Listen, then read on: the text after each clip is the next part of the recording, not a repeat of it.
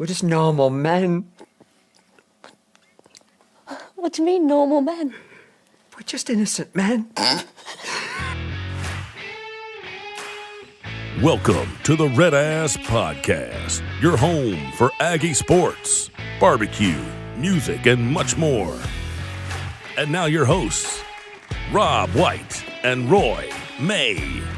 Howdy, guys. Welcome back to the RedAss Podcast. Today is Thursday, October 16th. The Aggies are 6-0, and the boys are buzzing. I'm Rob White, fighting Texas Aggie class of 2014. I can't even get the words out. It's one of those I'm just weeks. so excited. I'm Roy May, fighting Texas Aggie class of 2015.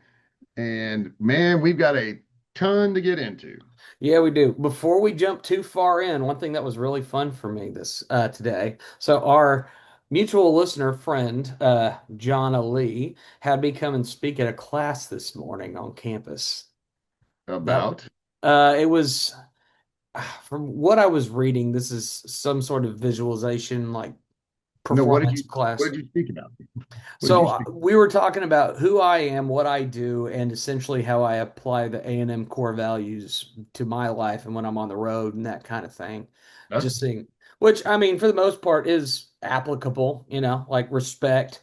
That's very important to respect a venue. Like when you walk in, you don't just leave trash everywhere. You clean it up. You try to be nice about it. You respect your brothers when you're on the road in their space whenever you possibly can. It's, little stuff like that. Just nothing nothing too crazy, but that's our core values and things we try to push and be good that's about. weird because she invited me next week, and apparently we're just gonna throw bags and talk about Aggie traditions. Well, so there you go. That's that side of that conversation. I got to talk about core values. You get to talk about tradition. Very well. Very well. So you're not wrong. There is a plenty to get into this week. How do you want to start? I don't really want to rehash the Florida game outside of the fact that obviously Moss going down absolutely sucks. It does. Um, but just a great game. At no point was but I'm not doubting this team until they give me a reason to. I'm not doubting this team. So at no point was I concerned about it. It just this team is so good and they're so special in so many different areas. And DJ Lagway, and I get that he's like a China doll. He reminds me of who's the NFL good? Goff? No. Golf. Oh no. It wasn't Goff. No, it was back in the day. Matthew Stafford. Oh yeah, the Or like previous Lions quarterback. that dude just couldn't stay healthy. No, Um, the same thing at Georgia too. When he was at right. Georgia, um, but the talent is there with DJ Lagway. He's just not putting it together. And on top of that, it's hard to put it together with that offensive line. Um, you know, Oh yeah. our defensive pressure is. I talked about this morning. People talk about like dialing up the pressure, right, and blitzing.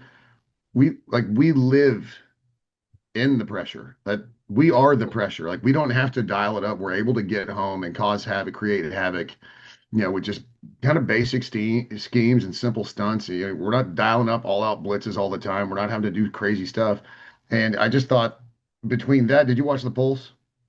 Oh, Did I you? watched the Pulse. The one thing that stuck out to me, and it's been every game, but and it's another game I've read with. It's another data point is watching, these screens and slip screens and wide receiver screens that our opponents are trying to run. And you can just tell that this team is watching tape, man. Like Hmm. you can they know what's coming. And there's you can be a freak athlete, but it's the mental part of the game that pushes you into being elite. And like Cassius Howell probably studying tape specifically on the left tackle. How am I going to get around this guy? What do I need to do? Which apparently was not a lot. It No. I mean minus like 38 holds that they didn't call. But you can see these guys studying tape, and then like you were kind of with your hands. It reminds me of Wrecking Crew defense because they absolutely swarm the ball, and that's another hallmark of a great defense. These guys are so fun to watch. It's great to see the second half adjustments. I mean, you wish you didn't have to make the adjustments. You wish you were kind of firing all cylinders out the gate, but this team has shown that they can make adjustments offensively. They can make adjustments defensively. You lose Moss, the other guys step up, and every single one of them. Owen steps up. Morrow obviously stepped up. He is going to be a really good one. I'm excited to see One how he that does. people haven't been mentioning enough in my mind is EJ Smith. You have that huge long drive just to drain clock, and EJ Smith was a big part of that. Yeah, I think a couple of things I want to take away from this game that I really liked seeing. Number one, Damian Sanford. You force a fumble. You have 8 total tackles, 4 solo, kick butt. You get a tackle for loss on top of all of that. Absolutely crushed. I mean, has been doing a phenomenal job in that role. I love every minute of seeing him play. It's been awesome to keep up with. On the offensive side of the ball, as you said, we lose Moss, and that is a significant loss. But if there's one thing I loved seeing from this team was how they kind of played around it and went forward. We saw Ruben Owens kind of take the lead in the rushing attack, but at the same time, you see Jamie Morrow getting off to a pretty decent click. Amari Daniels didn't get as many touches, but then you started breaking in and like letting Casey Concepcion run a little sweep, maybe a little Craver run around a little bit. You start giving them these goofy looks and you're starting to play with their brains a little bit. I think the thing that I liked the most about this game was even at the start of the fourth quarter when we throw an interception, and all of a sudden it's still a one-score game at that point. I think people forget this was a one-score game at the start of the fourth quarter, and Florida has the ball. So you're thinking, okay, they can go back the other way and at least tie it. No, sir. This defense figured out a way to get that stop, get the ball back, and then you proceed to beat the hell out of them for 8 minutes, starting a drive at the 50, and you just bleed them dry. And that is awesome to see that you can control the clock like that. And I think that's something that will become very relevant for the game this week, and I'm sure we'll get into it. But I loved seeing how this team made those adjustments. Largely never lost control outside of the first drive. I mean, first 3 drives from Florida, touchdown, 3 and out, touchdown, right? I mean, you give If you're up. Florida, if you're Florida, you couldn't have started any better, quite No, frankly. You're like, you know what? I'm okay with the 3 and out. We scored 2 out of 3 drives. You're like, all right, yeah, like they're we're feeling good. The 3 points the rest of the way. That is adjustment. I mean, yeah, you can come out and punch us in the mouth. That has become kind of a trend at times. But you get punched in the mouth. But what do? We go over the top right out the gate. We score in 2 plays. It's a beautiful thing to see that you can respond and have the mental fortitude to do that. And that's what great teams do. They well. I think respond and they respond well. Well, I think what you also see as well, and this might have been addressed in like I don't think it was this week's Pulse, but the players were talking about it. We've seen the offense have to win a game, we've seen the defense have to win a game, but at no point have you ever felt like they were at odds. Like, dude, seriously, and it's that culture where they know they're playing for each other, they trust each other on either side of the ball. They're like it's the Elko factor as far as just how you approach the mindset. I mean, you're not blaming anybody. You're like, all right, this is our situation. I need to be where my feet are, and let's go. Trust my film time, trust my practice, and let's go play effing football. Complementary football was the word used, and I love that. Because if you're talking about the effort of a football game, right, it always comes out to about 100%. Especially, for a win. Like you have 100% of the time. Now, sometimes it's a 50-50 effort. Offense is doing their job completely, their defense is doing their job completely, and it's pretty much a route, and things are great, and you're loving it. Sometimes the offense is slacking, the defense picks up that slack, and it goes back and forth, and it goes from drive to drive. I mean, we look at the Auburn game earlier this year. Offense was kind of sputtery that day. It just was. You score only 16 points. When you've been averaging at that point 40 points a game, that's a little concerning. But the defense picked up your slack. Maybe the defense struggles here and there, like we saw in the Notre Dame game. Offense picks up that slack and they find a way to win. That's the type of team that I like seeing. The fact that we can adjust game over game and play the game we need to play in that moment, That's what great teams do.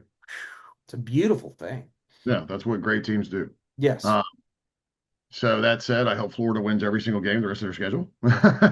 Same. I mean, honestly, I would love to see them go in and take care of business against Mississippi State this weekend. That I think they can do. They could. They absolutely could. So, I mean, I don't know how much of this Florida effort, how much we can really glean Florida's effort against Texas versus A&M's, because it's so hard to compare game over game because the situations are different. I mean, you've got Florida, which was completely spiraling, and they needed to do something different. They come out, and they do take care of business against Texas. They find a way to win that game. And how they do that largely on the ground, but then they would burn them over the top, right? Well, I mean, Florida rushes for 74 yards. And that's I, been a common theme. Like people can't run against this yeah, defense well. that's not a Florida thing. That's an A&M thing. And I that's so. what we all need to understand is the level that this defense is playing at right now is unbelievable. Are they going to lay a clunker? It's quite possible. But again, I mean, they gave up 1,000,000 points to Notre Dame, and the offense was able to come back. Just like you said, it's complementary football. So it's you just at no point do you feel concerned like watching the game, no matter what happens. Like it's just there's no BAS, trying to sneak in. It's just Not hard. okay, okay, whatever. Oh, I was thinking back to the SEC shorts this week when BAS shows up and he's like, "What are you doing here?" 8-4 is still on the table. It is. See, I was about to say this is about to be a rough back half of the season. We're only going to go 2-4 the rest of the way. That sucks. Yeah, well, it's about to be a rough 4 week stretch. You're not wrong. I think I was talking about this with my dad at lunch actually today. I think they literally line up in order of worst to best. So again, we talked about how the schedule lined up. I'll bang this drum. I love where the bye week is. You play an Arkansas team. Yeah, they got Petrino. It's at home. I don't care. Their defense is just awful. And I think that's a factor not nearly enough people are talking about in the previews. I've seen multiple previews talking about, well, Arkansas does this, and that. It might make things a little hairy for A&M. And I'm like, you've been paying attention to this defense, right? They're bad, man. Their third down efficiency is literally bottom tier. Yeah, it's actually I've got that metric. Where was it? It was Uh, not very good. oh, I don't have third down, but I've got I think it was red like zone. I think it was 117th. Yeah, red zone offensive conversion for A&M is about 95% in the red zone. So that's scoring, not touchdowns, but get in the red zone, we score. Arkansas allows scores on 92% of opponents' red zone trips. That's a matchup that doesn't favor the Pigs. I think the one major matchup that we will be keeping an eye on in this game, and I think this is the story of the game, is going to be our defense, their offense. I think that's where obviously a lot of the talk comes from because all you have to do is No, you look got to at, break it. No, you got to break that down a little bit more, man. I mean, because well, in that case, it'd be our offense against their defense and our defense against their offense. well, you know what I mean. Like that is the side of the game people are going to be paying more attention to. The story of the game is going to be their offensive line versus our pass rush and our running defense. I think so. Yes, more so that if we break Excuse me, Taylor Green, right? Taylor Taylor Green. Green. Yeah, he's mobile, right? And the Yep. dude can sling it. So you got to set the edge. You got to apply pressure. And again, what I was talking about, being able to apply that pressure without having to bring a whole lot of extra guys. Mm-hmm. But don't get me wrong, it's not like we're not blitzing, but the timing of these blitzes, and it's not just the timing of the call, but it's honestly it's the timing of these players when it's a delayed blitz. It's almost like they practice it, right? But it's been so good. I think it's if our front four, if our defensive line can continue their one-on-one matchup success and like I said, set the edge, make him throw the ball. And given that, and look, rain isn't as big a deal as it used to be when it comes to the passing game. Like it's just not, but it still does affect the passing game. It does. Sure. Okay. Do you really want to try and run into the teeth of this A&M defense? Do you really think that's the way to go? And Stats say no. a wet field will neutralize a mobile quarterback because mobile quarterbacks are generally mobile because they're shifty. And being shifty, that can limit you. The turf, I mean, unless it's gone downhill, over the last 10 years, the turf was nice. I would assume it would be. I mean, this is a major, a major FBS school, and they do take pride in their football. You'd be shocked. Oh yeah, you're not wrong. It's complete trash. Yeah, the Arkansas field's nice, and I mean, I have memories going back to that Arkansas game back, I guess, 2013. I was at that matchup, and I think the things that resonated with me about that game that were always funny. Number one, they didn't allow the band. I mean, the band didn't come. They didn't allow Reveille to come. Yep. because no live mascots on the field, despite the fact they're running around with a pig. No big deal. Yeah, yeah. They Um, they stuck the yellers in the corner by Tusk. and I vividly remember we were in our little A&M strip, our little section that we had going up. And I remember those bleachers on that lower level, like all the sections were metal. It wasn't concrete, it was metal. Hmm. And what did we do? Well, we started stomping and making as much noise as humanly possible. I have a friend of mine, a family friend, who was going to Arkansas at that time, who texted me during the game saying, "What the hell are y'all doing over there?" I'm like, "This is called crowd noise. This is how you do it."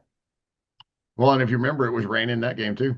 It was a nasty It game. was a gross game. Yeah, Yeah, that was a gross one. we won it like, I don't know, by 12 points or whatever it was when it was all said and done. It wasn't pretty, but you won. That wasn't pretty, but it was never in doubt either, though. I remember that. No. I remember the loudest it ever got was right after a defender got up in Johnny's face on a third down, and then Johnny immediately threw a touchdown pass to Mike Evans. Yeah. And I was like, all right, that popped that balloon real quick. So I mean, just as long as we can get, I know we haven't had one of these yet.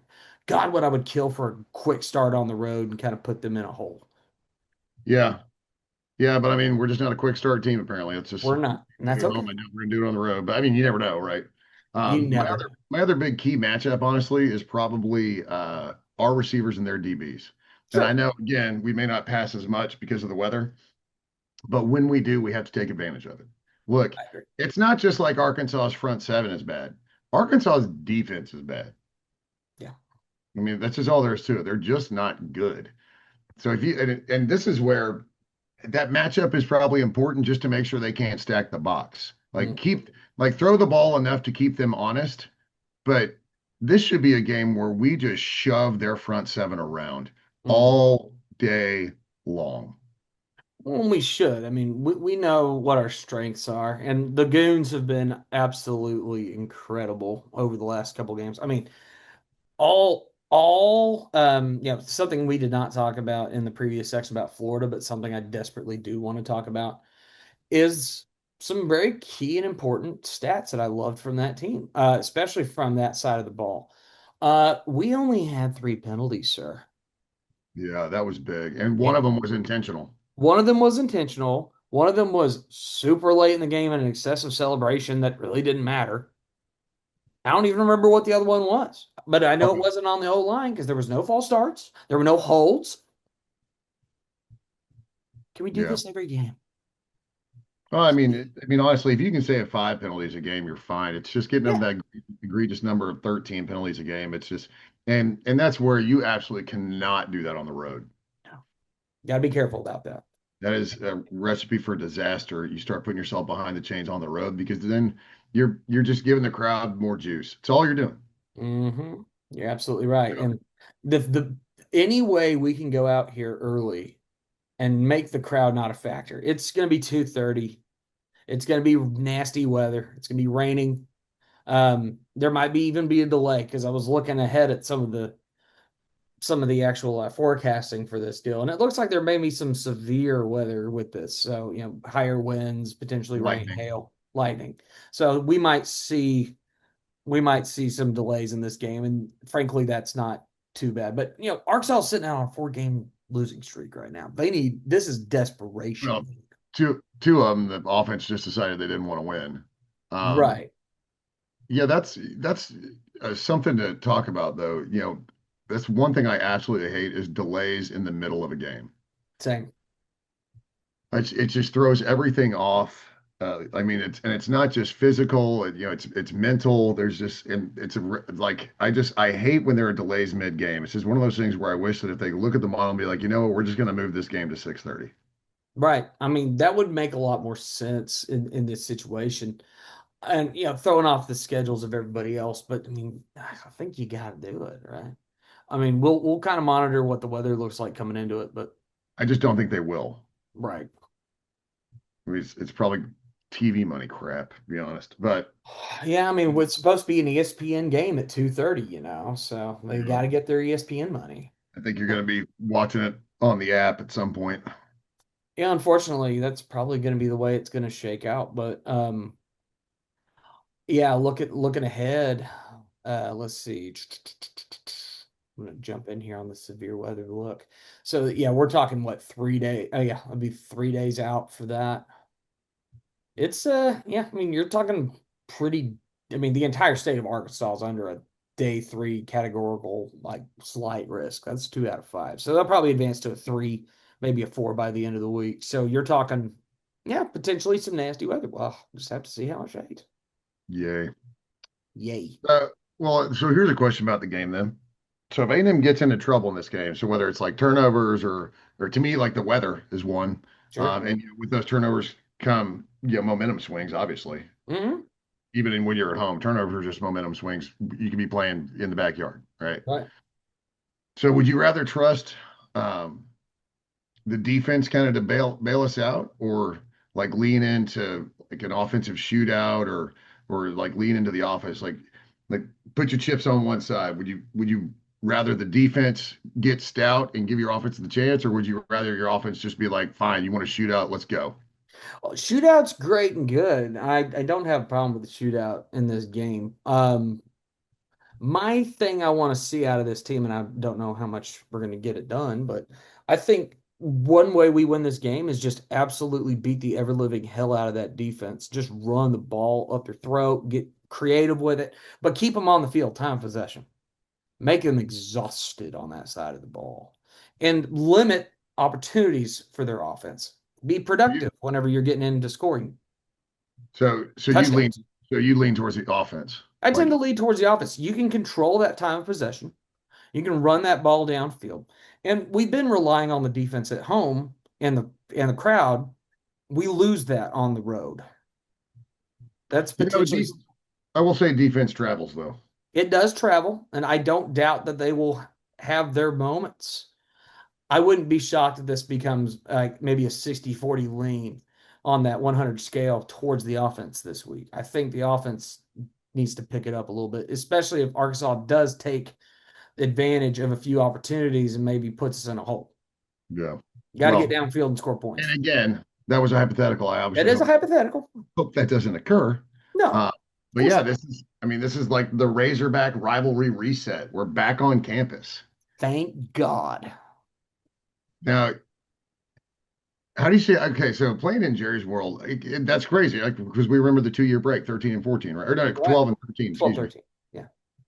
Yeah. And like those were lopsided scores for the most part, relative to what we saw out of Jerry's world every year. Yeah, Jerry, and that's an interesting point, right? It's like every time the game moved to campus, the 2 times we played them during that stretch, because of course the COVID year, right? We played that one on campus. So 2020 and 2012, A&M plays Arkansas at home. We smoked that bacon both times. I've forgotten about 2020. Yeah, we smoked that bacon both times. We went on the road, and yeah, it was a hostile environment and it was a whole deal. But I mean, A&M did not look shook in that game at all. Um, so I think Jerry World did kind of serve to benefit Arkansas at times, and yet we still won those games. The whole point of that whole rivalry being in Jerry's World was supposed to be able to get more Arkansas recruits in front of like opportunities they're going to see, and Jerry gets to host the game. Problem is, we spoil that party every stinking year, -1. Yeah, that was a pretty incredible run. It Uh, was. but I'm glad to see it back on campus. Fayetteville is not what I would refer to as one of the more hostile environments in the SEC. It feels almost like more fun. It can be hostile when they are very good from everything I've seen historically. I have seen videos of Arkansas fans and LSU fans fighting in the stands there. I have seen a lot of that back and forth, and they Arkansas don't and like LSU, us. Arkansas and LSU really hate each other, though. Well, Like well, Arkansas doesn't. Arkansas hates us, man. I mean, Southwest Conference beef, not to mention you beat them 8 in a row? Yeah, That's but no rivalry. you can't be. That's no rivalry. It's That's not no a rivalry. rivalry. Not when it's competitive. Um, I mean, well, that's the problem, though. They were competitive games. I mean, go back and look. Like, how many of those games between us and Arkansas and win Jerry's World were one-score game? win loss is all that matters for me when you talk about a competitive rivalry. I get that. the games themselves were competitive, but also the games were completely ridiculous. They Like were heart wrenching. the fumble at the goal line that what was that? Damani like Yeah. basically took away from I can't remember who it was All and right. runs for a touchdown. The Four, oink doink. oink doink. 14 and 15 back-to-back years where it went to overtime, and we ended up stopping them on defense both years. Yeah, interception in the end zone. One of those years. Yep. Remember the tripping call against oh gosh, what was his? Someone. No, against the offensive lineman from Arkansas. Oh yeah. Oh yeah. Oh yeah. Yeah. I remember Oh, that. what's Yeah. funny is they call it the tripping play finally in overtime. The dude's been doing it like All day. was it Skipper the Tripper? Like it rhymed with tripping, I I think. remember that guy. Yeah. Trip. Yeah, so it's just been a funky series. I'm It just is. glad to have it back on campus. It is a rivalry. It Like is. I literally remember watching Arkansas in Kyle Field. Oh yeah. That's dating myself, but yeah. So it's you have the Southwest Conference days, and they left the Southwest Conference. You get a little bitter taste in your mouth about that. You have to go to the SEC. Of course, then obviously we end up going to the SEC. But then Jerry Jones tries to create this rivalry. It's like it's the same crap with South Carolina, and even though the games are competitive, the series has not been competitive since we've been in the SEC whatsoever. And And when that we is very true. yeah, and when we played it on campus, we don't lose. Doesn't matter which campus. And I think it's going to be more of the same this year. I think Arkansas's defense is just too crappy, man. They're like a wet tissue. Yeah. So if I'm fine with leading on the run. Like, dude, run the wishbone, run the T. I don't care. I love the fact that we ran the T. That made me smile. I'm not sure you saw my post about it on Twitter, but the moment I saw that, I was like, ah, memories. That is an old school football formation. I hope we see more of it at times because it's just cool. But I do think, just in regards to this game, there are a number of different ways where I think Arkansas can make it more interesting than it needs to be. I just don't think they have nearly enough in the tank to keep up with us, Taylor Green is about the only way that they can be successful pretty because much. again, they're going to be one dimensional in the sense that their offense is going to have to. In fact, I don't know that their offense can win this game. Like in order for them to win, we have to lose this game. Yeah, I mean, beat ourselves essentially. Yeah. Yeah, we in order for Arkansas to win, I think we have to beat ourselves. Super sloppy play, too many penalties, Yes. turnovers, all that crap. Yeah. Those will be the X factors in this game, I think, Which is certainly if it goes bad. possible. But then you look back at the weather, and if the weather, it just makes it kind of an ugly game, and Well, the field obviously slows down. A&M benefits from that. yeah, and the other thing to consider with this game is going to be our mental fortitude as a team, right? This team compared to previous teams, you're sitting at 6-0. We've been at 6-0 before. Now, within the past decade, we've been 6-0. But you got to consider the mental fortitude of the direction this team is moving. What can they handle this pressure? And so far, they've shown they can. Granted, you just got done playing 3 straight SEC games at home. You win all 3 of them. You win all 3 of them at the end of the day, honestly, fairly comfortably. You didn't really feel like Auburn was really coming back in that game because you knew what the defense was capable of. You see the same deal with Mississippi State. You largely take full advantage of that game. You do this, and you've just seen general improvement week over week. They're becoming more of a unit. Now, taking that on the road, do they have the mental fortitude to maintain that for 3 more weeks on the road before they come back to the friendly confines? I Well, think at least this week, yeah. well, and here's a question. So obviously we're going on the road, and like we said, I think they're in order of difficulty. I Yes, think I think Missouri is better than LSU. I think LSU is better than Arkansas. I would agree with that. Again, love where the bye. I think I'd like it a lot better between LSU and Missouri as opposed to Arkansas and LSU, or Absolutely. having to roll off 3 straight, then Missouri and South Carolina. That does mean nothing. But again, we go back to the narrative of Texas 8-4, right? Like everybody loves that narrative. Love Well, it. everybody that doesn't wear maroon. And there's some really self-loathing ags that love it too. But in fact, you were one of them at the beginning of the season. Why wouldn't I have been? What So did I know about A&M at that point? What knowledge did I have of A&M at that point? 8-4, brother. let me get you some more maroon Kool-Aid, man. Um, I don't but drink. I don't drink maroon Kool-Aid until I find my need for it. well, Well, we're getting there. We go 7-0. That'll be the first time since '94. That would be huge. Yeah, the lost season. So looking at this 3-game slate though for the road, I think, and I want your opinion, but I think this is a must-win game. I would agree. It is a must-win game. Arkansas, I mean, all you have to do is look at the numbers. Everything tells you, yeah, win this game. That puts you at 7-0.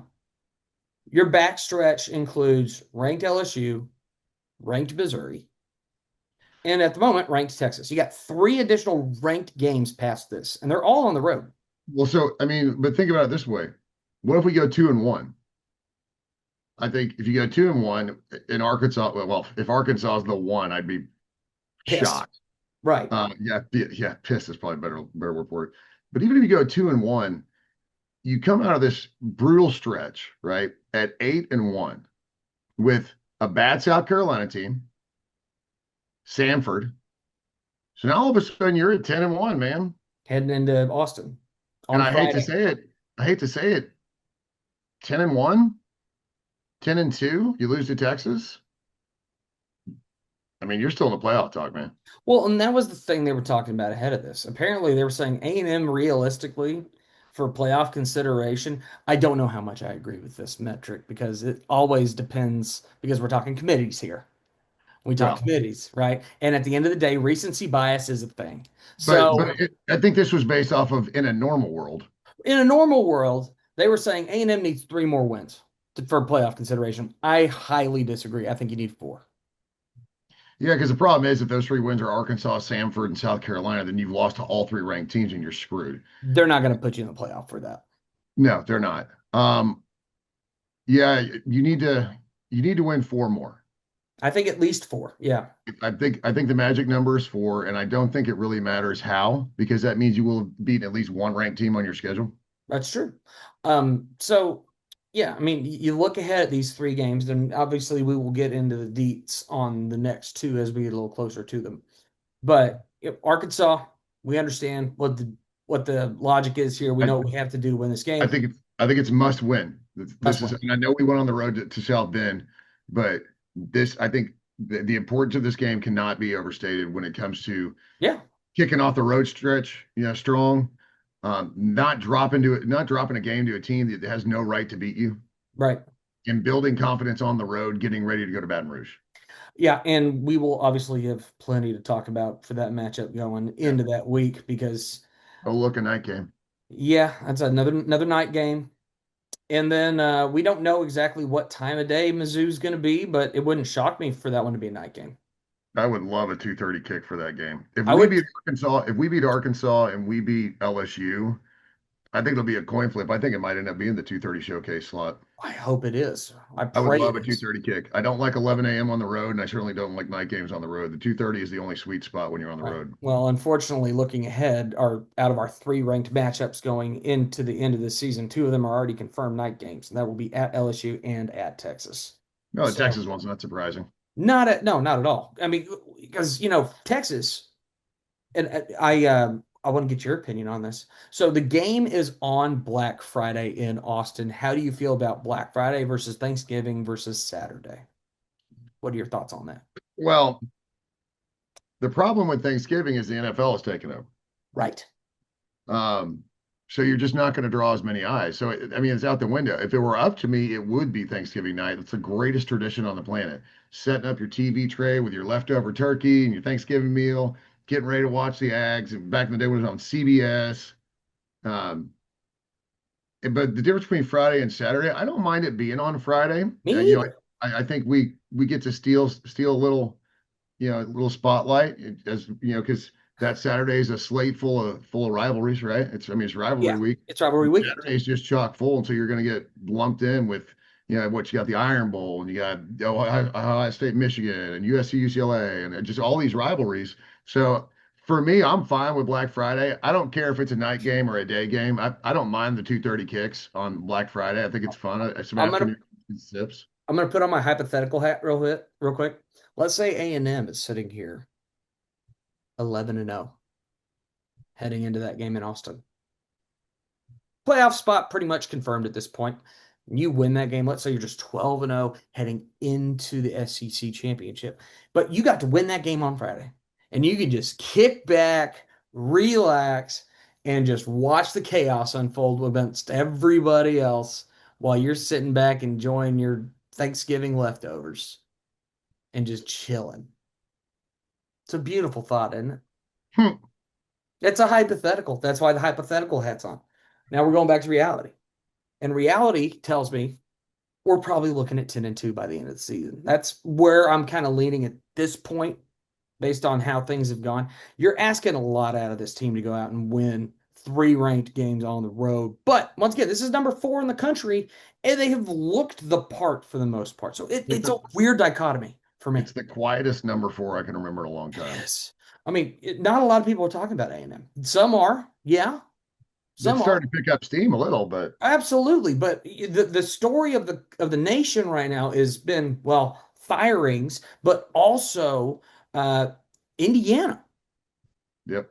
firing in out of nowhere. That's what you get when you go on the road to Autzen and you beat Oregon and basically take their slot. It's a big Yeah, deal. but okay, but let's play the transitive game. Who is Oregon beat? And you can't really say Penn State anymore. I was about to say, so yeah, the Penn State situation. That was I think something, wasn't it? Nuno said this. I think we said it off air, but like I think they fired him too early. I mean, you're talking about a dude, and I get that program like Penn State, the goal is to win a national championship every year. That's always the goal. It'll never be, just win 10 games. And we kind of made the parallel between what James Franklin's doing at Penn State, what Mark Richt did at Georgia. And Mark Richt went out and hired Kirby Smart and got over the hump. I mean, all James Franklin has done is deliver 10-win seasons to Penn State, but also the only one thing he's delivered every year is never winning the big game.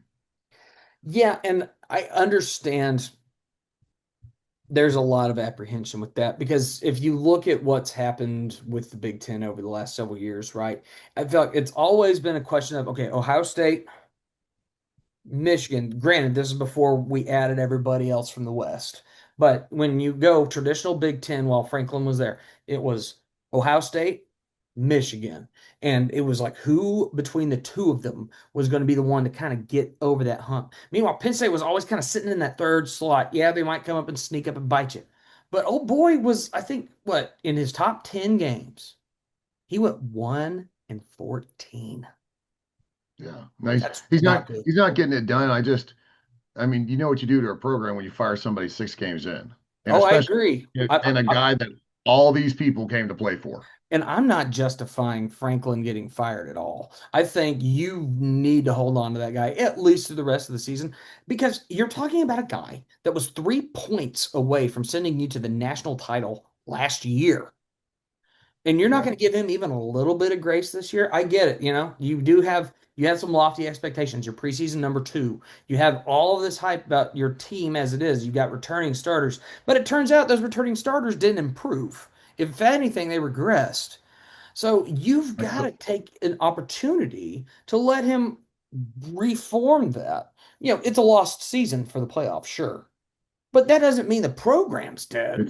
it's just too much of a knee jerk for me. Yeah, I completely agree. And on the Arkansas front, I may have understood that one a little more. I like Sam Pittman, but he just was not very good. And it was a They couple of gave years. Yeah, they gave him probably at least a year too much. And that's kind of the opposite situation for what we saw with Penn State. Penn State, what, you lose 3 games in a row, and they pulled the plug, which is hilarious when people turn around and then say, well, what about certain coaches wanting to go there? What about Matt Rule? And people even being throwing out Elko's name, which is the dumbest thing I've heard ever. Because why would he leave a place that is very clearly shown we are willing, ready, and able to do what you want for a program? You are building said program in year 2, and Well, you're to stick by you. yeah, and they have. Even last year when things kind of fell off the rails, did everybody freak out and call Elko a fraud? No. It's year 1. It was time to allow the guy to grow. You have to cultivate that culture. You got to be able to grow that culture. And when you see a program firing somebody who had been there and been consistently very good, you're going to fire him over one kind of piss poor season, part of the way through that piss poor season? Hell, Jimbo even got a 5-7 before we canned him. Yeah, if I'm a bet man, unless, and trust me, I know nothing about the Indiana football program. But Sure. if I'm a bet man, Indiana can't keep up with NIL. They may And not. I could see Signetti going to Penn State after the kind of year he's had 2 years in a row. Like, let's be honest, are you ever really going to win a national championship with Indiana? I mean, are So I, you? no, probably not. And I've heard three names. I've heard, Signetti, I've heard Rule. Matt Rule, and kind of a dark horse. And I don't hate the option, although I would hate for him to leave that school because I love him there. And that's Matt Campbell at Iowa State. Yeah, that's probably another one to look at. He's built such a culture there at Iowa State. Just I mean, and again, like bro, it's Iowa State, it's Ames, Iowa, man, and you're able to build a team that's good. That and you Competitive. know that Iowa State isn't swimming in NIL money. No, I mean, they're not a big time football program, have really never been. I It's a mean, if you look wrestling at, school, man. they're wrestling school, they're good at basketball, Basketball. Yeah. excellent at basketball, but they're not very, like, football savvy is not what Iowa State was before Matt Campbell came in and completely changed that program. Yeah, they would have a moment. They ruined Oklahoma State's best shot at a national title in 2011. Yeah, They it's just had that ability, it's but one they of were, those mid-tier teams that can every once in a while jump up and bite somebody, but he's turned that into, hey, we could win the Big 12 on a regular basis. At least yeah. that's an expectation. And now, I mean, obviously you win the Big 12, you're going to the playoffs. So, Well, and that's the direction a certain other Texas team is starting to lean because really, who's left on that schedule for Tech? oh Uh, gosh, nobody. Not much. I mean, what, BYU maybe? I mean, they're going to Arizona State this week and they're already up for, what, two touchdowns or whatever, or maybe a touchdown. But it's just, I think it's a touchdown. But Tech, it's 7.5.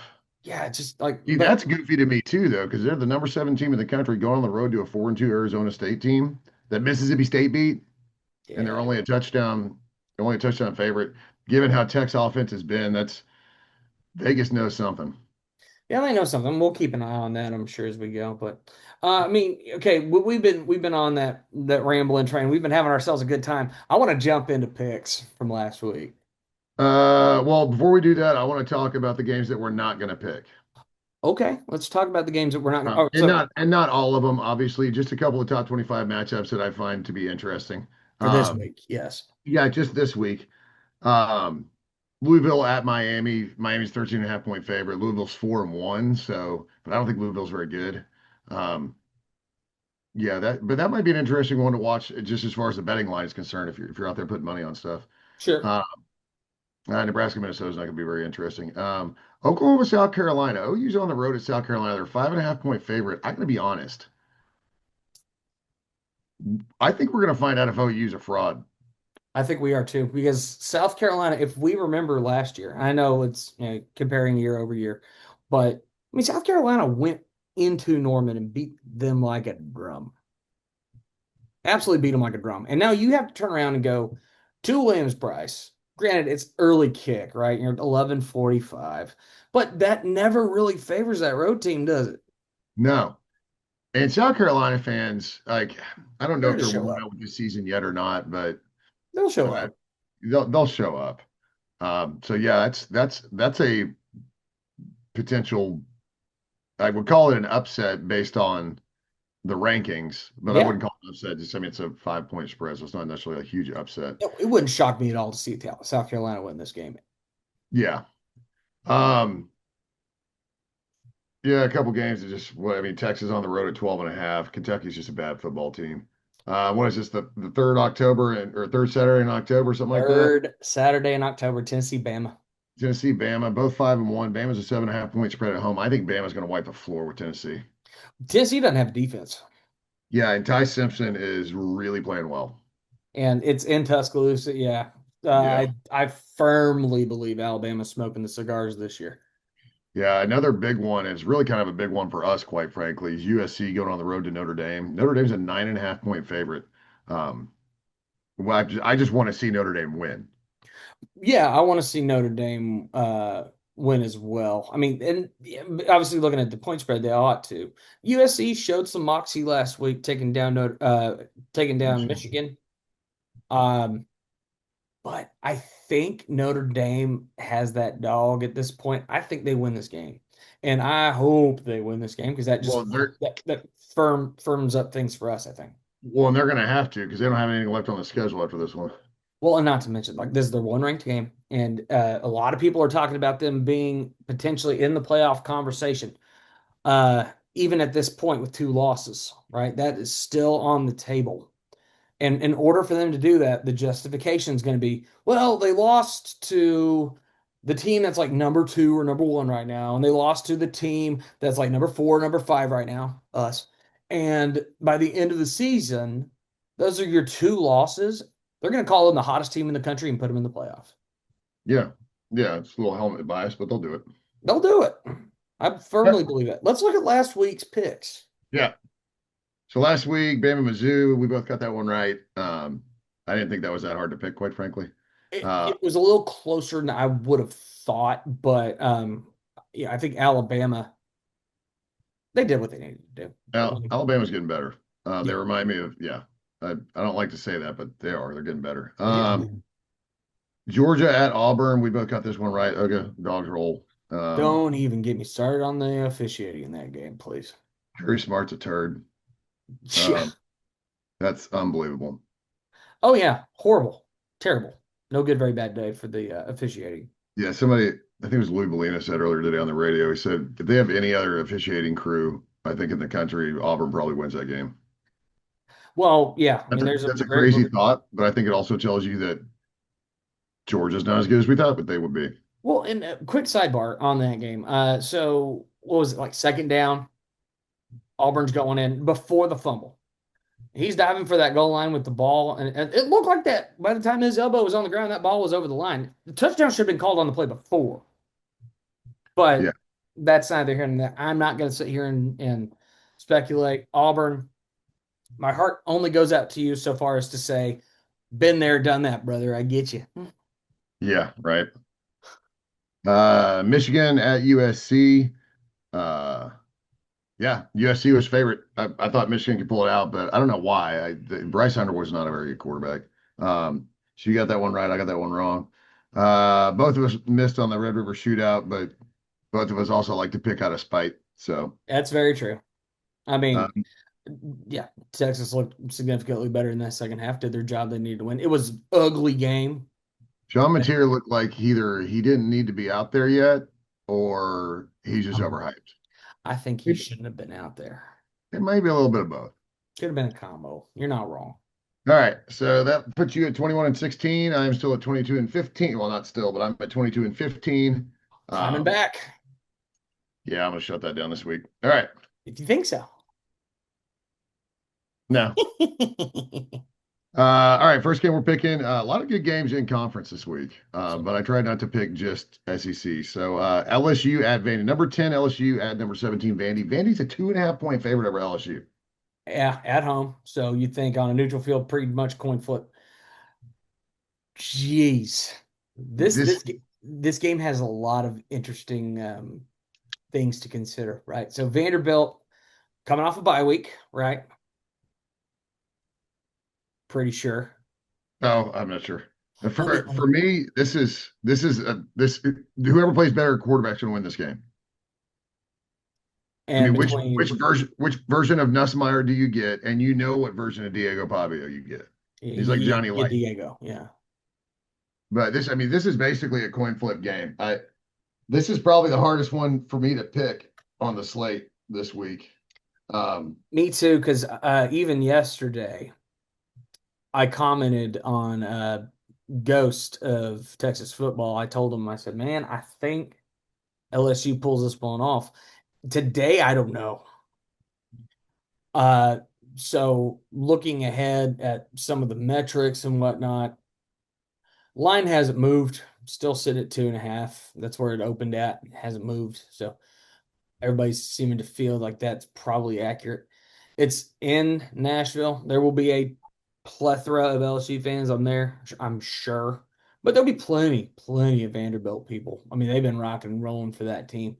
And they're going to be coming off of what was a tough loss at Alabama in a bye week. You had a chance to maybe reset this week, maybe establish some new looks, maybe bring out something cool and unique and interesting. LSU, in another sloppy game, they take down South Carolina. Yeah. But I think they looked better than they had. Garrett Nussmeier didn't he? Threw 2 picks. I know he didn't look better, but I think they moved the ball better on the ground in that game. Yeah, this is just a tough one for me, because like as far as I mean, LSU winning so we can then beat them is great for us, but LSU losing and now having 2 conference losses is exceptional for us. I agree. Um, I think I'm kind of with you. I think LSU ends up pulling this one off. I just the Vandy Cinderella story it's just that it's a Cinderella story. Going to turn into a pumpkin at midnight kind of thing. I'll go ahead and take the Tigers, even though I would really like to see Vandy win. Yeah. Like I said, I do like Vanderbilt. I like what I've seen out of this team. I really have. And Diego's been excellent. And it will come down to Garrett. I think I'll see, depending on what LSU team we get. And defensively, do I think Vanderbilt has the capability potentially? Screw it.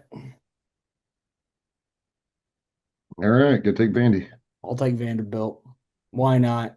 I I mean, mean, again, for the quality of a win for us to beat LSU, I mean, we want LSU to win, but as far as that team's attitude walking into Baton Rouge next weekend, yeah, I mean, give me Vandy, but I'll take LSU to pull it out for some stupid reason. it wouldn't shock me. I mean, like I said, I think LSU did show some signs of movement, but I'm curious to see how Vanderbilt looks coming out of the bye week. Yeah, absolutely. So we'll All keep right, we got number 12 fighting Haynes Kings against Duke. And so Duke is unranked, but Duke has not got a bad record by any means. It's not the Duke football that, we remember from a decade ago. Yeah, So this is the post Elko Duke where they actually have some moxie. Yeah. So number 12, Georgia Tech on the road at Duke, 1.5 points. I've been to the stadium at Duke. There is nothing intimidating about that environment whatsoever. It's got track in it, like a legit football track, like you're at a high school. Yeah, like Cameron Indoor is more intimidating than their football. No question. Just the outside of Cameron, not even the inside. Right. I don't know why this line is where it is. I don't know I don't know what they're saying. I mean, Georgia Tech's not playing great lately, but I mean, come on, man. This is a no-brainer for me. I'm taking Georgia Tech. Well, and even matchup predictors thinking Duke is sitting at like a 61% chance to win this game. I'm just not seeing it. I like Georgia Tech. I like Haynes King. I'm with you on that too. Okay. Go Jackets. All right. Next is another line that I'm just shaking my head at. Number 16, Missouri is going to the Plains to Auburn. Missouri is a 1.5 point favorite. Yeah, and I mean, nobody watched Auburn play football this year. They're terrible. Yes and no. Yes and no, because consider this for a minute. Auburn, in the first half of that game against Georgia, was kicking some serious ass and about to go up 17-0 against our theoretical top 10 Georgia Bulldogs.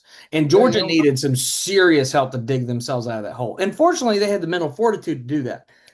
Auburn lacks mental fortitude under Hugh Freeze. I think that's the thing you'll say in this podcast. What's that? That is the least shocking thing you will say in this podcast. You're right. But it's a fact. We saw it happen. The moment that little bit of adversity got under Auburn's skin, they completely fell apart.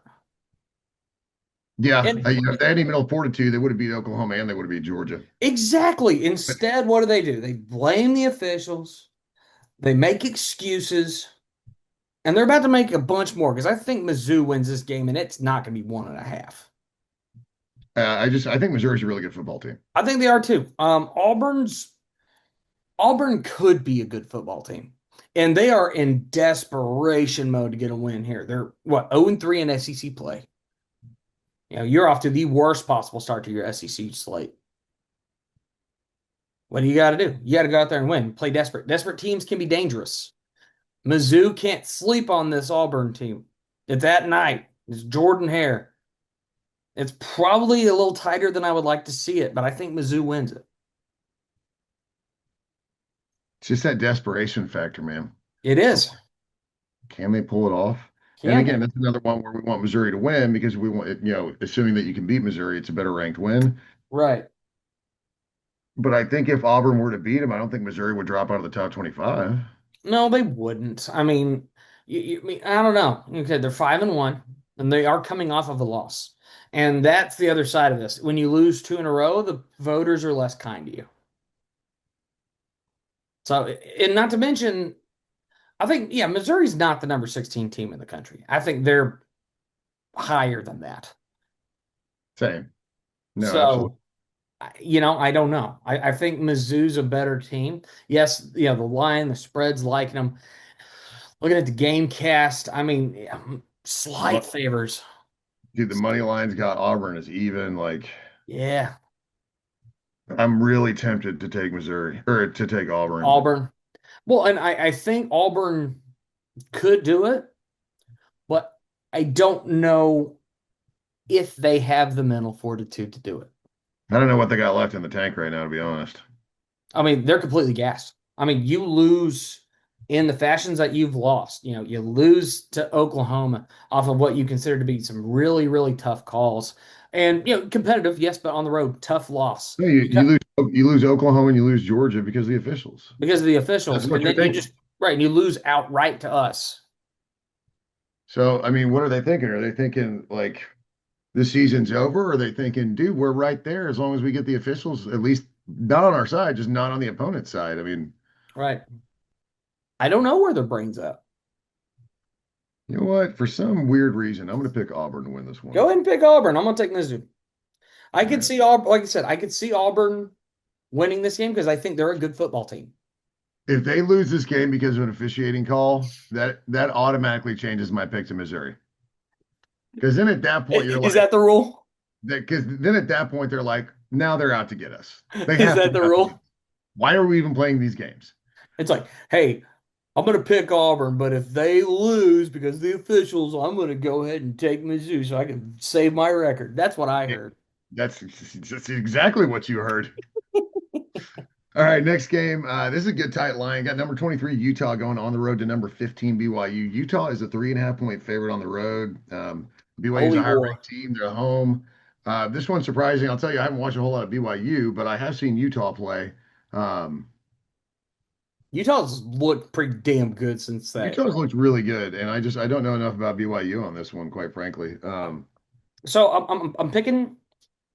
Matchup predictor thinks it's pretty tight. I personally feel Utah, well, especially in this game, it's a rivalry game. It's the Holy War, right? It's a big time rivalry game. They hate each other.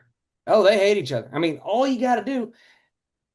Did you ever? Oh God, I can't remember what year it was. I don't remember if it was 2012, 13, 11, somewhere around there, where Utah ended up rushing the field 3 times. Oh yeah, I remember that. I mean, this is a great rivalry game, and I It's the pissed. border war, isn't it? Well, it's the Holy War. The Holy War. That's right. Yeah, the Holy War, because it's Mormons v. Well, Mormons, but that's fine. Yeah. So, man, so I'm on Team Utah here. I think Utah is a pretty darn good football team, and I don't think them playing in Provo is going to be that big of a hurdle. Look, BYU 6-0, and here's who they beat: Portland State, a Mhm. crappy Stanford team, East Yep. Carolina. They barely squeaked by a bad Colorado team. They 2-touchdown lead on West Virginia. Who is also terrible West Virginia's not good, and they beat Arizona by 6. in double overtime. Right. So I think Utah is a better football team. I think this is easy. I think BYU, it's a little bit of the helmet bias where they're ranked. I don't think they're the 15th team in the country. I think Utah's better than 23rd. Yeah, I'll take Utah all day. Yeah, well, and let's face it, the only reason Utah is down in the rankings right now is because, well, they lost to what is a top 10 team in Texas Tech. Yeah. And frankly, I was listening to Josh Pate this week, and an observation of him with Utah was that Utah right now on a neutral field with Tech would be a lot tighter than you think. Even looking back at the matchup that happened earlier this year in Salt Lake. Yeah. Yeah, So I something to think keep this in is mind. actually kind of an easy pick. Yeah, The more we just talked around it, I'm like, man, 3.5 seems low. it does seem low. I mean, yes, I think that a lot of that is the fact that it's in pro. It's not a home game, It's but in Provo and it's a massive rivalry game, so I'm sure a lot plays into that. This is right, one of those rivalry games where the records, like, I know everybody likes to say, "Oh, it's a rivalry game. You can throw the records out the window." No, no, there's a lot of rivalry games where there's no reason to throw the record out the window. One team absolutely true. sucks, one team's good. They're gonna beat the dirt off the other guys. Speaking of not very good football teams, I was just speaking of lines. One I was looking at here, you have Cincinnati, number 24 in the country, Big 12 team, at Oklahoma State, at Oklahoma State, Oh, you're like 29 and a half. 21 and a half. 3 touchdown favorites on the road. Yoinks. No, I think Poke, Indiana has the 29 and a half point spread. Pokes are absolutely in hell right now. I They're feel bad bad, for 'em. bad. And I Boone feel Pickens ain't around to save them. Indiana. Oh, Indiana's 26 and a half at home against Michigan State. I may or may not have early in the season when I was like, yeah, Michigan State, maybe they'll. No, they're terrible. Yeah, oops. They're pretty darn bad. They're 0-3 Big Ten. Memphis 6-0. Group of 5 team holding strong there. We'll see. I think this is going to come down to whoever's going to be the group of 5. It'll be the winner of the American. It's looking like it. I mean, that could Yeah. possibly be Navy. Man, you want to talk about making me throw up. Maybe, hey, you know what? Maybe Army returns the favor. Navy is going to destroy Army this year. That's going to be a tough one to watch. What do you mean?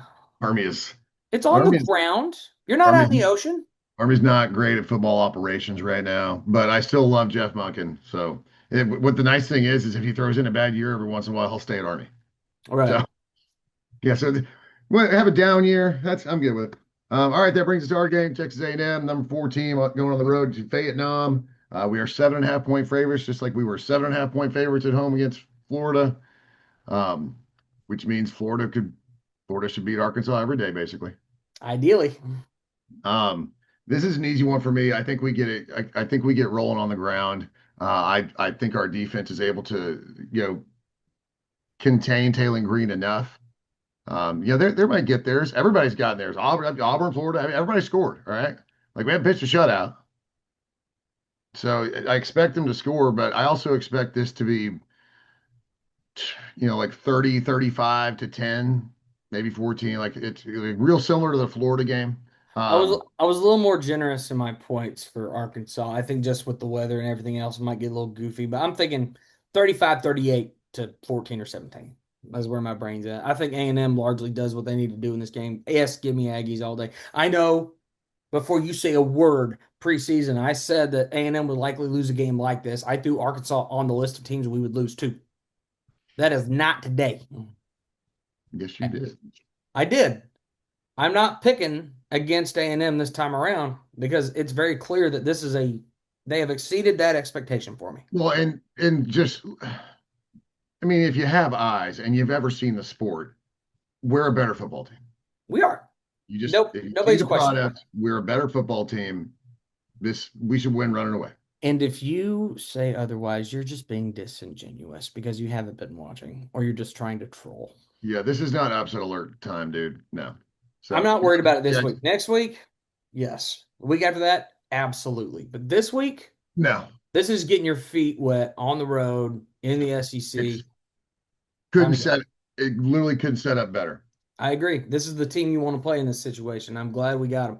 So, night game, 2:30 game, Vietnam, Ags over the Hogs. I want to eat some bacon. Hey, I'm talking like 250, 300 yards on the ground for us. God, what I would give. I would love for that. Love. Especially with the weather, I think we might see that. If we have 300 yards. And I'm talking like everybody getting a bite off, man. Like probably Owens is your leading rusher, but after that, he picks up 100 and you figure between the other 3 dudes, they pick up another 100. Each keep like 50, 60 yards apiece somewhere in there. I think our offensive line is actually going to manhandle Arkansas's front 7, and there's going to be nothing they can do about it. Yeah. And the couple of times that we throw over top to keep them honest will most likely be successful. Marcel Reed maybe didn't throw for a whole lot of yards in this one. Did you ever watch the old broadcast of Plano East against Tyler? No. But back in, whenever basically Plano East or had to keep trying to come back in this game, they were down late and they kept scoring, scoring, scoring. One of the commentators makes the comment and he says, "If we score on this next play, I'm gonna jump out of this booth." Well, I'm telling you right now, if we somehow get 300 yards rushing, I'll jump out of this booth. Hmm. Be feeling pretty good about it. So, yes, got our picks in. Feeling good. I'm feeling pretty darn good. As far as questions, we had one, and it is soccer related. So, sorry, y'all. So A&M currently sitting at 1-5-1 in conference this season, and on the verge of missing the NCAA tournament 2 years in a This row. is Aggie soccer, by the way. Yeah, Aggie soccer, and for the first time in program history, and his seat might be heating up. So this is from Jive Coach G. Said they can't get rid of the king of Jive, can they? My seat does seem to feel a little warm, but like, come on, Jimbo's buyout made it so no other coach could get bought out, right? Well, he's not going to get bought out. They're just going to let his contract expire. Exactly. Yeah, he's not the only coach that's in that situation right now. But No.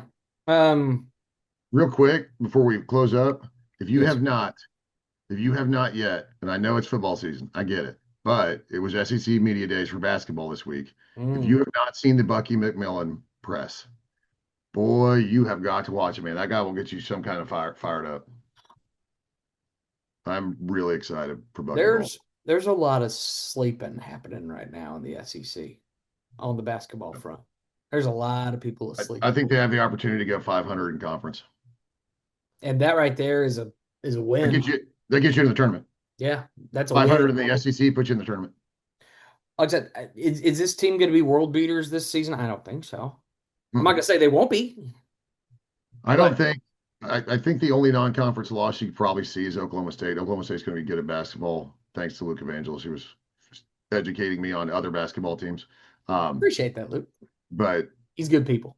I think you can find a 500 schedule or 500 record with this schedule. And again, you go 500 in the SEC. I mean, we got 14 teams in last year. You go 500, you're getting in, man. Yeah, you're getting it, no question. So No. do your job.